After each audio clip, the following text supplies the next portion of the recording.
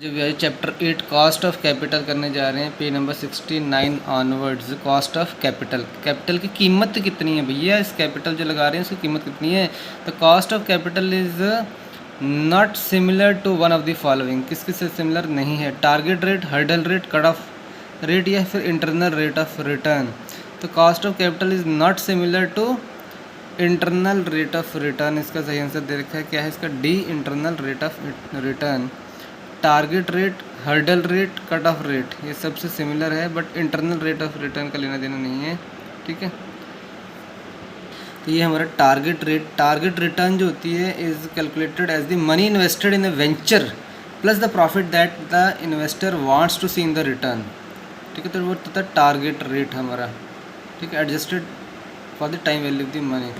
Hurdle rate is the minimum rate of return required for a company और investor to move forward on a project. तो वो होता है hurdle rate, minimum rate कितना है कि मूव फॉरवर्ड करना है प्रोजेक्ट में। और कट ऑफ रेट क्या होता है, pre determined maximum rate. Cut of, ये कट ऑफ है भैया, पहले से पता होती है ना कट ऑफ मेरी कितनी है। ठीक है, कि कट ऑफ इतनी है, इसके बाद ही आप आगे जाओगे। ठीक है, इसे predetermined maximum rate, minimum rate at with subject is still acceptable. ठीक है, जब हम जाते हैं कि हमारा एग्जामिनेशन कोई कम्पिटिटिव एग्जाम, तो कहते हैं कि कट ऑफ मार्क्स हैं, ये कट ऑफ रेट है, इसके बाद ही आपको सिलेक्ट मतलब आगे की प्रोसीडिंग शुरू होगी। बट तो इसी तरह से प्री डिटर्मिन्ड रेट है at which subject is still acceptable. और इंटरनल रेट ऑफ रिटर्न क्या होता है, it is used metric to for financial analysis to estimate the profitability of the potential investment. IR is discount rate that makes the net present value of all the cash flows equal to in the discounted rate cash flow analysis. IAR calculations rely on this same formula as the NPV does. ठीक है, तो इसका सही answer जो cost of capital is not similar to internal rate of return. बाकी सब का लेना देना कॉस्ट ऑफ कैपिटल से है, कैपिटल से है, बाकी का इसका NPV नेट प्रेजेंट वैल्यू से लेना देना है। When a firm is over geared it faces business risk, financial risk, market risk, interest rate risk. तो सबसे ज़्यादा इसका रहता है हमारा फाइनेंशियल रिस्क, हम पहले भी पढ़ चुके हैं इस चीज़ को। Over geared, firm is over geared यानी गियरिंग हमने कहा था ना कि एक बड़ा गियर लगाते जाओ तो उसके रिस्क बढ़ते जाते हैं। मतलब एक छोटे गियर पे वो मेहनत कम है लेकिन उस लीवरेज कम होती है उस केस में। मतलब कम मेहनत कर रहे हैं, कम ही रिटर्न मिल रहे हैं। जैसे जैसे गियर बढ़ाते हैं, साइकिल की बात कर लो, जैसे गियर बढ़ाते हैं तो स्पीड बढ़ती जाती है लेकिन आपका रिस्क बढ़ता है, कहीं एक्सीडेंट हो जाएगा, कुछ गिर जाएगा। तो जब ये बिज़नेस की बात आती है, फर्म की बात आती है, तो फाइनेंशियल रिस्क की बात आती है। फर्म में फाइनेंशियल रिस्क की बात आ जाती है, उसके रिस्क बढ़ जाते हैं। कौन से, फाइनेंशियल रिस्क। ठीक है, business risk is different, this is financial risk बढ़ते हैं। जब फर्म ओवर गियर होती है तो वो फाइनेंस से लेना देना होता है। ठीक है, फाइनेंस और बिजनेस में बोलोगे क्या फ़र्क है, तो डिफरेंस बेसिकली क्या रहता है कि बिजनेस और फाइनेंशियल, बेसिक मोटा मोटा समझो कि फाइनेंशियल मतलब एक्सटर्नली हम जा रहे हैं। साइकिल लेके आप घर में तो चलाते हैं, बाहर चलाते हैं, तो आपका रिस्क जो एक्सटर्नल होते हैं, बिगर एस्पेक्ट रहता है। बिजनेस मतलब आप इंटरनली आपके रिस्क रहते हैं। ठीक है, यहाँ पर देख लो चाहे different business, financial. Financial accounting focuses meeting the external financial standards. Financial जो है, फाइनेंशियल की बात कर रहे हैं तो एक्सटर्नल की बात हो रही है। जब बिज़नेस की बात कर रहे हैं तो इंटरनल बिजनेस नीड की बात कर रहे हैं। ठीक है, तो बिज़नेस मतलब इंटरनली बात हो रही है और फाइनेंशियल मतलब एक्सटर्नल की बात। तो फर्म ओवर गियर करती है तो बेटा फाइनेंशियल रिस्क की तरफ बढ़ता है, वो एक्सटर्नली बाहर लेके जाते हो ना साइकिल, तो आप बाहर ही चलाओगे। अब फाइनेंस मतलब आपको मार्केट में आप पूरा देख रहे हो, अंदर नहीं, बिजनेस के अंदर नहीं। ठीक है, तो B is the right answer. Financial risk की बात करते हैं जब ओवर गियरिंग कर देते हैं। मतलब ओवर गियरिंग में कि पैसा आप ज़्यादा लीवरेज ले लेते हैं, मतलब वहाँ पर बात ही होती है ओवर गियरिंग। ठीक है, तो वो मार्केट में करते हैं, फाइनेंस की तरफ करते हैं। When the firm is associated with the greater business risk, अब ये बिजनेस रिस्क की बात हो रही है, मतलब इंटरनली एंड फाइनेंशियल बोथ की बात होगी। It calls for the payment of additional return to the providers of capital and date.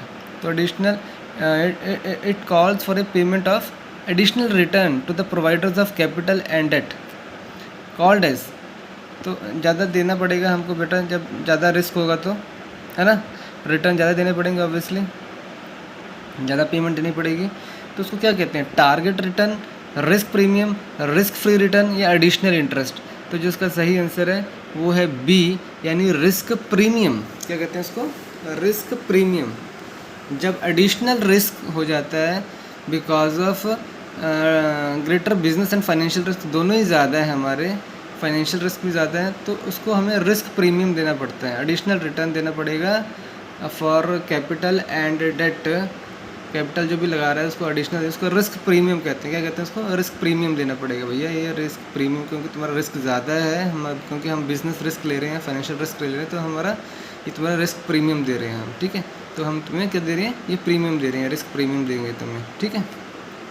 It is not additional risk, ठीक है। टारगेट और रिस्क फ्री तो छोड़ दो, टारगेट नहीं है, रिस्क प्रीमियम होता है हमारा, ठीक है। तो B is the right answer. The weighted average cost of capital is not similar to, weighted average cost of capital की बात करें WACC, क्या ये रिस्क एडजस्टेड रिटर्न है, ओवरऑल कॉस्ट ऑफ कैपिटल है, required rate of return, minimum rate of return? तो इसका सही आंसर है risk adjusted return, RAR। Weighted average cost of capital का लेना देना RAR यानी रिस्क एडजस्टेड रिटर्न से है, ठीक है। A is the right answer. Weighted average cost of capital is not similar, sorry, इसका लेना देना किससे नहीं है? रिस्क एडजस्टेड रिटर्न से लेना देना नहीं है, ओवरऑल कॉस्ट ऑफ कैपिटल से है, रिक्वायर्ड रेट ऑफ रिटर्न से, मिनिमम रेट ऑफ रिटर्न से है, लेकिन रिस्क एडजस्टेड रिटर्न से नहीं है, ठीक है। ऐसे याद कर लो उसको, weighted average cost of capital risk adjusted return से लेना देना नहीं है, सिमिलर नहीं है इसके, ठीक है। रिस्क एडजस्टेड रिटर्न से लेना देना नहीं है weighted average cost of capital का, ओवरऑल कॉस्ट है, रिक्वायर्ड रेट है और मिनिमम रेट है, ठीक है। आगे आ जाओ फिर पे, nominal share capital is, nominal share capital is, तो इसका सही आंसर है सी जो है, the maximum amount of share capital. Nominal मतलब maximum amount of share capital which company is authorised to issue. Nominal share capital, share के लिए इतना कैपिटल का मतलब है कि maximum amount of share capital which company is authorised to issue. हमें authorization ही इतनी है कि इतना हम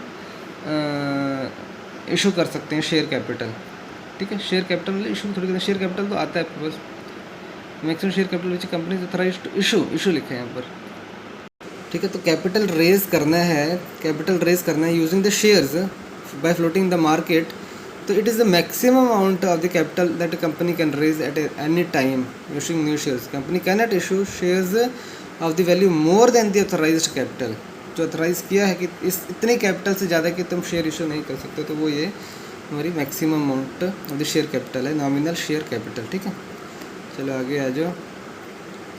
The value of which one of the following asset increases in the initial years of its life remains constant thereafter and finally begins to decline, क्या कहते हैं उसको? इसको कहते हैं लाइव स्टॉक, जिंदा स्टॉक जो होते हैं। which value the following assets increases in the initial year, पहले बढ़ते हैं, और remains of life remains constant thereafter, इसको constant रहते हैं, finally begins to decline, live stock, ठीक है, जिंदा स्टॉक। हमारी तरह ह्यूमन्स कैसे होते हैं, पहले हम ग्रो करते हैं, फिर एक मिड एज आती है जब हम थोड़ा कांस्टेंट रहते हैं, और उसके बाद बूढ़ा होके फाइनली डिग्रेशन शुरू हो जाती है, तो ये उसी तरह से लाइव स्टॉक कहते हैं उसको भी। 6 का A is the right answer. Required rate of return of a project can be calculated as, required rate of return कैसे कैलकुलेट करेंगे? इसका सही आंसर है बी, यानी ये है RF beta P RM minus RF। अभी पता नहीं क्या है, कुछ भी पता नहीं मुझे, लेकिन इसका आंसर है बी, RM माइनस RF। तो जहाँ माइनस की टर्म दिख रही है ना बेटा, एक ही माइनस के टर्म है, और ये मल्टीप्लाई है, मल्टीप्लाई और माइनस जहाँ हो रहे हैं वो है हमारा रिक्वायर्ड रेट ऑफ रिटर्न। तो यहाँ पर RF BP का मल्टीप्लिकेशन दिख रही है, कहीं पर भी नहीं दिख रही है, और RM माइनस RF दिख रहा है जो कहीं नहीं दिख रहा है, तो यही है हमारा आंसर भी, ठीक है। आगे आ जाओ, ये ख़त्म हो गया हमारा, न्यूमेरिकल्स वगैरह हम छोड़ रहे हैं।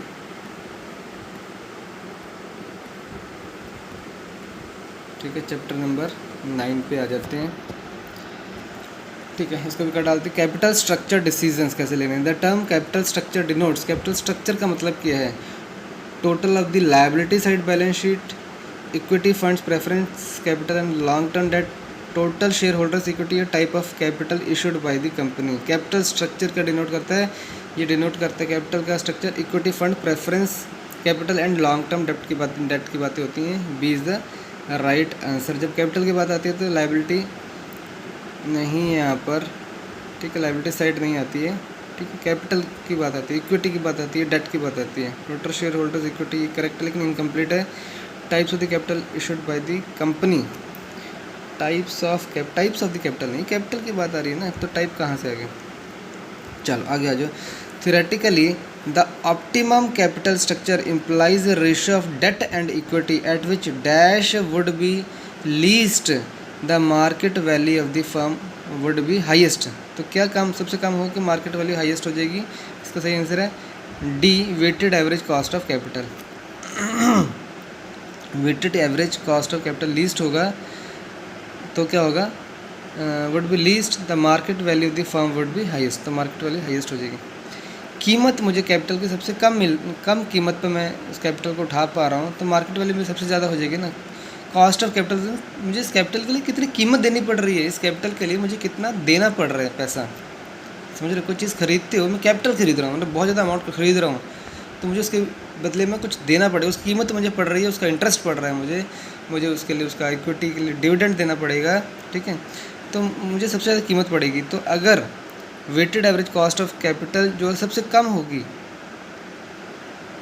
कॉस्ट ऑफ कैपिटल सबसे कम होगी, तो इसका मतलब क्या है, market value of the firm would be highest. समझिए, कॉस्ट ऑफ कैपिटल अगर मुझे कीमत सबसे कम पड़ रही है तभी तो उसकी वैल्यू सबसे हाईएस्ट होगी, तो D is the right answer. Third, one of the following is not an assumption of the capital structure theories. क्या नहीं है एजम्पशन, तो सी है इसका answer. The dividend pay out ratio varies between 0 and 100%। Dividend pay out ratio varies between 0 and 100%। Dividend pay out ratio कहाँ से कहाँ तक वेरी करता है, तो पता नहीं इसका कैसे है, लेकिन डिविडेंड पे आउट रेशियो यानी डिविडेंड हम पे कर देंगे 0%, या तो देंगे ही नहीं बिल्कुल भी, पूरा का पूरा हम अपने पास ही रखेंगे जो प्रॉफिट है, या 100% पे कर देंगे, पूरा का पूरा प्रॉफिट हम कंपनी बांट देगी। क्या ऐसी एजम्पशन होती है, कैपिटल स्ट्रक्चरिंग करते हैं, नहीं करते हैं, ऐसी एजम्पशन नहीं होती है, कुछ ना कुछ परसेंटेज रखते हैं कि 20% डिविडेंड हम देंगे, 30 देंगे, ठीक है, इससे ऊपर 50 से ऊपर देना लाजमी नहीं मानते हैं, तो कुछ रेशो 50 से लेस ही रखते हैं, कितना डिविडेंड हम देंगे, कुछ प्रॉफिट रखेंगे ताकि हम कुछ नया चीज़ें खरीद सकें, ठीक है, कुछ डिविडेंड में से ही कुछ नए एसेट्स खरीद सकें। तो ये एक एजम्पशन नहीं है कि पूरा का पूरा डिविडेंड बांट देंगे, बिल्कुल नहीं बांटेंगे। The dividend pay out ratio varies between 0% and 100%, शायद पता नहीं, अभी लिखा है वेरीज बिटवीन लिखा है, तो ये होता तो यही है dividend pay out ratio. Generally speaking dividend pay out ratio of 30 to 50% consider healthy, ठीक है, लेकिन ये आई थिंक एजम्पशन नहीं मानते हैं कि not an assumption of the capital structure theories कि dividend pay out ratio varies between 0 and 100%। I don't know, लेकिन सी दे रखा है। Okay, will go ahead with this.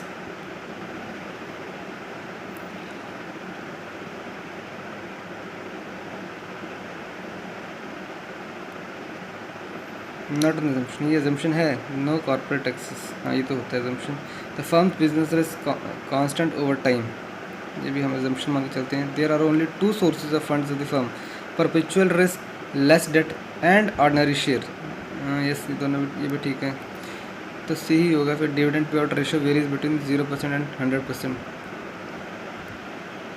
अच्छा, एजम्पशन ये करते होंगे कि एज्यूम करते होंगे डिविडेंड रेशियो जो है वेरी नहीं करता है, वो फिक्स रहता है कि हम 10% देंगे, 20% देंगे, तो पूरे टाइम पर हम इतना ही देंगे हर बार, ठीक है, तो वेरी नहीं करेगा वो एजम्पशन होगी। थर्ड, आगे आ जाए फोर्थ पर।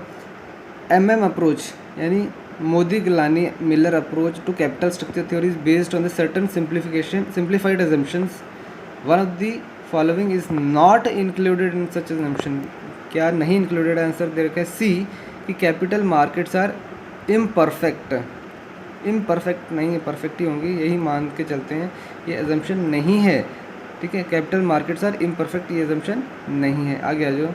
Factors that are irrelevant in determining the choice of debt equity mix, जो कि इररेलेवेंट हैं, फैक्टर्स जो कि irrelevant determining the choice of debt equity mix is B, यानी इंडस्ट्री नॉर्म इररेलेवेंट है, टैक्सेशन रेलिवेंट है, nature of asset basis relevant है, variability of the cash flow is relevant है, लेकिन इंडस्ट्री नॉर्म्स जो होते हैं, नॉर्म्स वो हैं इररेलेवेंट, ठीक है। आगे आ जाओ 6 पर। The perfect capital markets, perfect capital markets जो होती हैं, उसका आंसर है C. Leasing and borrowing to buy will always be equivalent. Leasing करेंगे या फिर बोरोइंग करेंगे टू बाय, लीजिंग पे या borrowing, leasing and borrowing to buy will always be equivalent रहती है। ठीक है। इन परफेक्ट कैपिटल मार्केट्स में मैं लीज पे ये चीज़ ले रहा हूँ, दूसरा वो बोरो कर रहा है, तो वो आपस में इक्विवेलेंट में रहते हैं। एक लीज पे दे रहा है और दूसरा बोरो कर रहा है, तो वो हमेशा इक्विवेलेंट्स में रहते हैं। ठीक है। अभी कह रहे हैं leasing will always be preferable to borrowing to buy. कि कौन सा लीजिंग के ज़्यादा बेटर रहता है बोरो करने से, या borrowing to buy will always be preferable to leasing, या फिर leasing and borrowing to buy will always be equivalent. तो इक्विवेलेंट में हमेशा ही रहता है, चाहे लीजिंग करो चाहे बाय करो, आपस में इक्विवेलेंट रहते हैं आपस। ठीक है, ध्यान रहेगा। लीजिंग लीज पे ले ले या फिर बोरो कर ले, बोरो करेगा तो आप इंटरेस्ट पे करोगे, लीज करोगे तब भी आप उसको पेमेंट करोगे। ठीक है, तो आपस में इक्विवेलेंट में रहता है, ध्यान रख लेना। Leasing and borrowing to buy in perfect capital market की बात कर, परफेक्ट कैपिटल मार्केट में लीजिंग और borrowing will buy, borrowing to buy will always be equivalent. C is the right answer. 7th पे आ जाओ।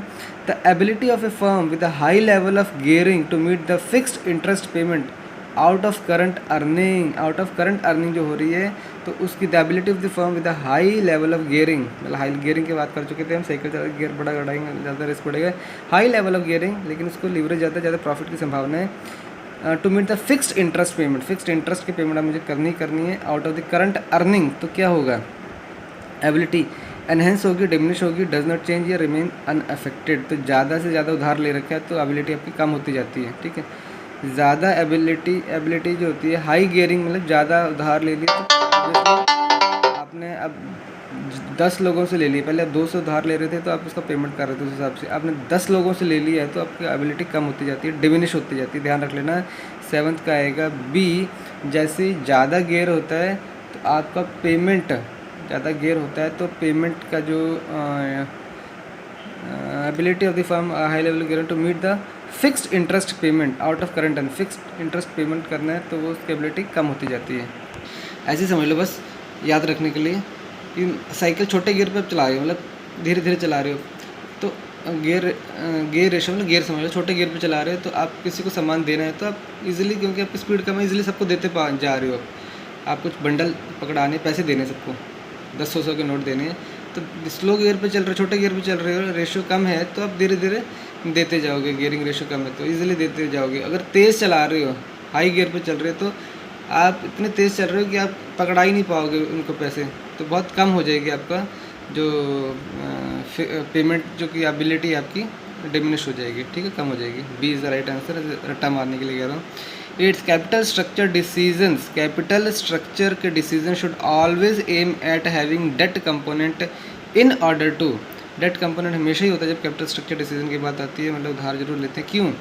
Gain tax saving, balance the capital structure, gain control over the company या increase the earning ability, earning available for the equity share holder. तो इसका जो सही answer है वो है D, increase the earning available for the equity share holder, equity जिन्होंने equally share खरीदे हैं। तो capital structure decision should always aim at having the debt component in order to, debt component हमेशा रहता है ताकि इंक्रीज कर सके हम अर्निंग्स को। ठीक है, डेट नहीं होगा तो ज़्यादा डेट मतलब ज़्यादा गियरिंग हो गया ना, डेट टू एसेट रेशो, तो ज़्यादा डेट हो ज़्यादा प्रॉफिट कमा सकते हैं, ज़्यादा ही अर्निंग अवेलेबल हो सकती है इक्विटी शेयर होल्डर को। The non-productive projects are to be financed by, किससे फाइनेंस करते हैं जो प्रोडक्टिव प्रोजेक्ट नहीं होते हैं? डेट फंड से, इक्विटी फंड से, रिटेन्ड अर्निंग से, डेट एंड इक्विटी फंड से। सही आंसर है इसका रिटेन्ड अर्निंग से। बेटा नॉन प्रोडक्टिव को रिटेन्ड अर्निंग से तुम देखो, बाकी कोई चीज़ मत छेड़ना, रिटेन्ड अर्निंग से देखो नॉन प्रोडक्टिव प्रोजेक्ट्स को। In using debt equity ratio in capital structure decision there is an optimal capital structure where in using debt equity ratio in the capital structure decision there is an optimal capital structure। कहाँ होती है optimal capital structure? तो सही answer है D, the marginal tax benefit is equal to marginal cost of financial distress। the marginal tax benefit is equal to the marginal cost of financial distress। तो हमें तो नहीं है, इसको ऐसे रट्टा मार लेंगे। there is an optimal capital structure where the marginal tax benefit is equal to the marginal cost of financial distress। जब बराबर होंगी, इक्वल होंगी, तभी ऑप्टिमम होगा।